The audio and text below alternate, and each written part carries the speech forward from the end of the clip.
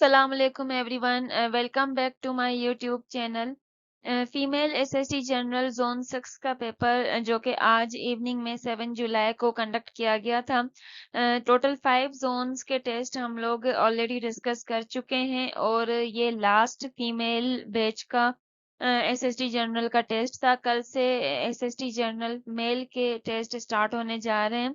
Candidates ने हमारे साथ जो क्वेश्चंस शेयर किए थे वो हम आप तक लेकर आए हैं। लाजमी नहीं है कि क्वेश्चंस की एग्जैक्ट स्टेटमेंट हो, ऑप्शंस भी एग्जैक्ट नहीं हो सकते। तो अगर तो आप लोग आज के टेस्ट में अपियर हुए थे और आपको लग रहा है कि किसी क्वेश्चन में मिस्टेक है तो आप हमें जो है वो करेक्ट कर सकते हैं। कमेंट सेक्शन में आप कमेंट्स कर सकते हैं और इसके अलावा जो क्वेश्चंस आपको याद हैं वो भी आप हमें बता सकते हैं। देखते हैं कि कौन से क्वेश्चंस आज आए थे। First is it is incumbent blank every Pakistani. हमारे पास एक फ्रेज यूज होती है इनक्यूम्बेंट अपॉन। इनक्यूम्बेंट अपॉन का मतलब होता है कि ड्यूटी और रिस्पॉन्सिबिलिटी ऑफ समवन। तो ये हर पाकिस्तानी की रिस्पॉन्सिबिलिटी है, तो it is incumbent upon use होगा। तो यहाँ पे करेक्ट आंसर होगा upon. Upon is the correct answer है। Then next was storm in a tea cup का मतलब पूछा गया था। तो storm in a tea cup का मतलब ये है कि मामूली बात पर बहुत ज्यादा बड़ा जो है झगड़ा करना, हंगामा करना गैर जरूरी किसी छोटे से मैटर पे, उसको storm in a tea cup कहते हैं। Making a big issue out of a small matter. इससे रिलेटेड आपके पास ऑप्शंस में अगर कोई भी नियरेस्ट आंसर था तो वो आपका करेक्ट हो जाएगा। Then take it with a grain of salt, इसका मतलब क्या होता है? Take it with a grain of salt का मतलब होता है कि किसी बात पे फौरन यकीन नहीं करना चाहिए, या किसी बात को शक की निगाह से देखना, या किसी बात पे इमीडिएटली जो है वो यकीन ना करना, उसको कहते हैं take it with a grain of salt. Do not believe it completely. Then precarious की क्लोजेस्ट मीनिंग पूछी गई थी। प्रीकैरियस का जो मतलब होता है बेसिकली कि कोई खतरनाक या रिस्की सिचुएशन हो या चीज हो, या गैर यकीनी, गैर महफूज। तो डेंजरस, रिस्की या अनसर्टेन इसके करेक्ट ऑप्शंस हो सकते हैं। Next was subordinating conjunction used in concessive clauses. Concessive clauses में जो common sub ऑर्डिनेटिंग conjunctions basically use होते हैं वो या तो अल्दो, या the, या इवन था। ये जो हैं ये कॉमन कंसेसिव क्लासेस जो हैं जो यूज होते हैं। तो यहाँ पे हमारे पास although is the correct answer. Then antonym पूछा गया था एब्रेसिव का। एब्रेसिव का मतलब होता है कोई बहुत ही सख्त मिजाज हो, बदतमीज हो, तल्ख हो। तो इसका जो अपोजिट होगा वो होगा पोलाइट, काइंड, जेंटल, नरम मिजाज रखने वाला। तो ये इसके एंटोनाइम्स हो सकते हैं। Then next was, if the applicant submits incomplete information, the system rejects the form automatically. तो ये पूछा गया था कि कौन सा सेंटेंस है। अब हमारे पास क्योंकि ऑप्शंस नहीं है तो या तो ये इसको अगर तो हम इसको देखें तो ये एक तो कॉम्प्लेक्स सेंटेंस है क्योंकि इसके अंदर जो है वो इंडिपेंडेंट क्लॉज भी है, डिपेंडेंट क्लॉज भी है। और इसके अलावा अगर हम देखें क्योंकि ये इफ से स्टार्ट हो रहा है तो ये कंडीशनल सेंटेंस भी है। तो डिपेंड करता है कि आपके पास ऑप्शंस क्या थे। तो ये कॉम्प्लेक्स सेंटेंस भी होता है और ये कंडीशनल सेंटेंस भी होगा। Then next was word used for difficult, confusing and difficult to solve. इनमें से कौन सा वर्ड ऐसा है जिसकी मीनिंग हो सकती है डिफिकल्ट, कंफ्यूजिंग या डिफिकल्ट टू सॉल्व? तो उसके लिए जो लफ्ज यूज होता है वो इम्ब्रोग्लियो यूज होता है। इम्ब्रोग्लियो का मतलब होता है कोई एक बहुत ही कॉम्प्लिकेटेड, कंफ्यूजिंग सिचुएशन जो जिसको सॉल्व करना बहुत मुश्किल हो, तो उसके लिए इम्ब्रोग्लियो वर्ड यूज होता है। Then next is, having reviewed all the applications carefully, the committee shortlisted only those candidates who met the minimum criteria. ये कौन सा टाइप है सेंटेंस का? तो ये कॉम्प्लेक्स सेंटेंस है क्योंकि इसके अंदर एक मेन क्लॉज है, एक सबऑर्डिनेट है, और इसकी वजह से इसको कॉम्प्लेक्स सेंटेंस कहा जाता है। Then he said he may leave Istanbul next month. इसका जो इनडायरेक्ट होगा वो होगा he said that he might leave Istanbul next month हो जाएगा following month. काफी कैंडिडेट्स का कहना है कि अराउंड 15 क्वेश्चंस जो है वो नरेशन एंड वॉइसेस के थे। तो इसमें से कुछ स्टेटमेंट्स जो उनको याद थी वो उन्होंने हमारे साथ शेयर की हैं। बाकी अगर इसके अलावा हमें जो भी क्वेश्चंस कलेक्ट होंगे वो हम अपने व्हाट्सएप चैनल पे शेयर करते जाएंगे। अगर तो आप लोगों ने अभी तक हमारा व्हाट्सएप चैनल फॉलो नहीं किया तो उसकी लिंक मैंने कमेंट बॉक्स में रखी हुई है, आप वहां से हमारे व्हाट्सएप चैनल को अपडेट्स के लिए फॉलो कर सकते हैं। Next was who acts as a president in the absence of president of Pakistan. अगर कभी प्रेसिडेंट ऑफ पाकिस्तान एब्सेंट है, अपनी ड्यूटीज परफॉर्म नहीं कर सकता, तो उसकी जो एब्सेंस में जो चार्ज संभालता है प्रेसिडेंट की, वो संभालता है chairman senate. Chairman of the senate president की एब्सेंस में चार्ज संभालता है, जबकि अगर चेयरमैन ऑफ सेनेट भी नहीं है, अगर वो भी अनअवेलेबल है, तो उसके बाद जो स्पीकर होगा नेशनल असेंबली का, वो प्रेसिडेंट का काम करेगा। लेकिन अगर प्रेसिडेंट एब्सेंट है तो चेयरमैन सेनेट, अगर चेयरमैन सेनेट भी नहीं है तो फिर होगा स्पीकर ऑफ नेशनल असेंबली।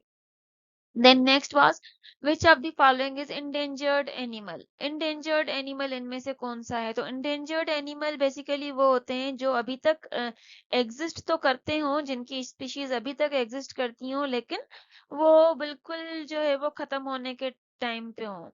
जैसे एक्सटेंशन उनकी होने वाली हो, अभी तक वो डिसअपियर हुए ना हो, अभी तक एग्जिस्ट करते हो लेकिन होने वाले हों। तो अगर डायनासोर, आयरिश डीर और हाइना की बात करें तो डायनासोर एक्सटिंक्ट है, ये डिसअपियर हो चुका है, इसके कोई भी मेंबर अब आज एग्जिस्ट नहीं करता। आयरिश डियर भी जो है वो एक्सटिंक्ट है। Sorry, my pen is not working. बाकी अगर हम बात करें हाइना की बात करें तो इसको जो है वो इंडेंजर्ड कंसीडर नहीं किया जाता। तो या इन ऑप्शंस में से जो इंडेंजर्ड एनिमल है वो एशियाटिक लायन है। Then next is frequency less than 20 hertz is called less than 20 hertz frequency जब हो तो उसको क्या कहते हैं? तो हमारे पास basically ultrasonic, infrasonic and audible हैं।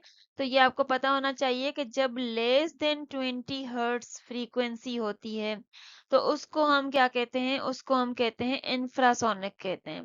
तो इसका आंसर क्या होगा? इंफ्रासोनिक। जबकि जो ग्रेटर देन 20 किलो हर्ट्ज जब फ्रीक्वेंसी होती है उसको हम अल्ट्रासोनिक कहते हैं। ये भी आपके पास क्वेश्चन आ सकता है कि जब ग्रेटर देन 20 किलो हर्ट्ज की फ्रीक्वेंसी हो तो उसको अल्ट्रासोनिक कहेंगे, लेस देन 20 हर्ट्ज हो तो इंफ्रासोनिक कहेंगे, जबकि 20 हर्ट्ज से लेकर 20 किलो हर्ट्ज तक जो रेंज होती है उसको ऑडिबल रेंज कहा जाता है। बाकी पीरियोडिक वाइब्रेशंस इससे रिलेटेड नहीं है, तो इसका करेक्ट आंसर होगा infrasonic. Next is NFC deals with. NFC का जो फुल फॉर्म है वो होता है national finance commission. National finance commission किसको डील करता है?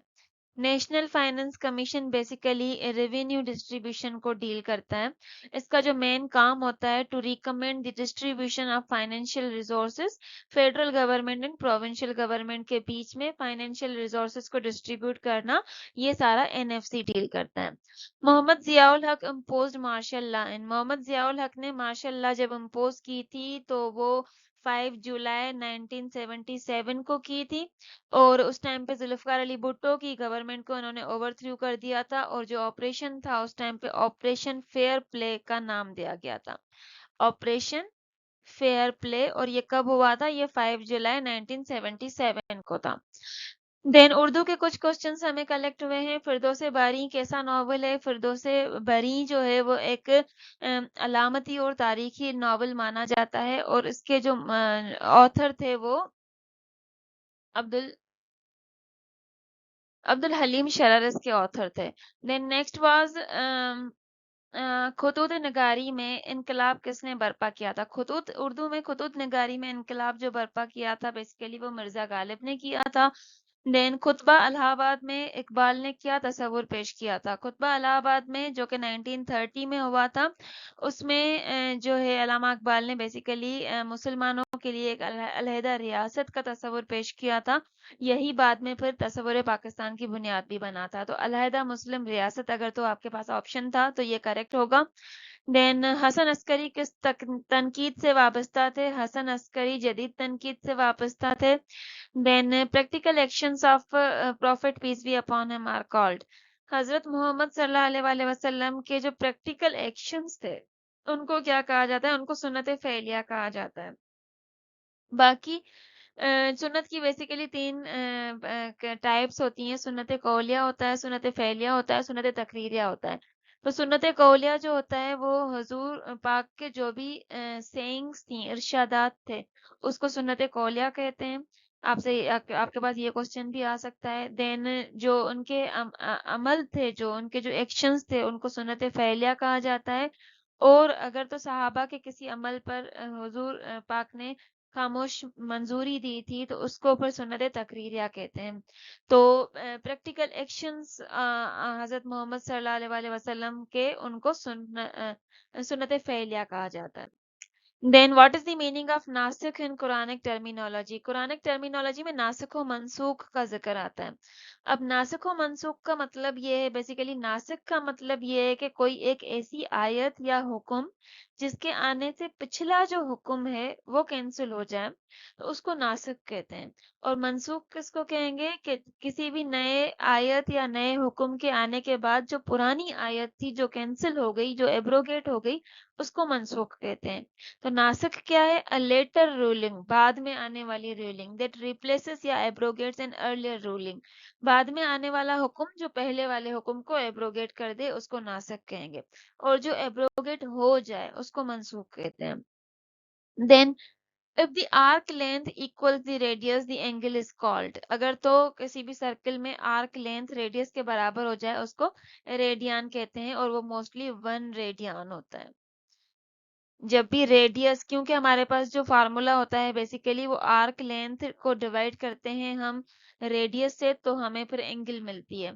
तो अगर तो हमारी आर्क लेंथ को अगर हम डिवाइड करें रेडियस से, अगर ये दोनों इक्वल हैं, सपोज करें यहाँ ऊपर भी 5 है, नीचे भी 5 है, दोनों कैंसिल आउट होके 1 आ जाएगा आंसर।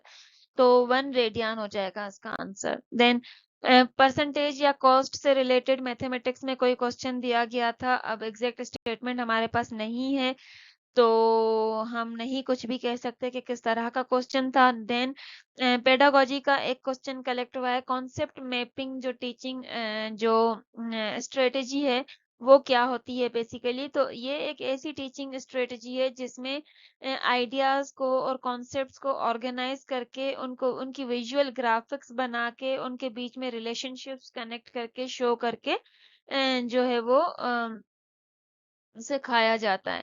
इसका मकसद क्या होता है? बेसिकली इसका मकसद ये होता है कि पूरी नॉलेज को किसी ग्राफिक्स के थ्रू उनके आपस में रिलेशनशिप दिखा के जो है वो समझाना, ताकि उनकी अंडरस्टैंडिंग बढ़े और उनको सीखने में, रिवीजन में आसानी हो, क्योंकि हम जो चीज़ देखते हैं वो हम इजीली अच्छे से समझ सकते हैं। तो it is basically a graphical representation of concepts linked together to show how they are related. तो यही क्वेश्चंस थे जो हमें कलेक्ट हुए थे। इसके अलावा कोई क्वेश्चंस अगर आपको याद हो तो आप कमेंट सेक्शन में हमें बता सकते हैं। Thank you very much. मिलते हैं हमारी अगली वीडियो में। अल्लाह हाफ़िज़।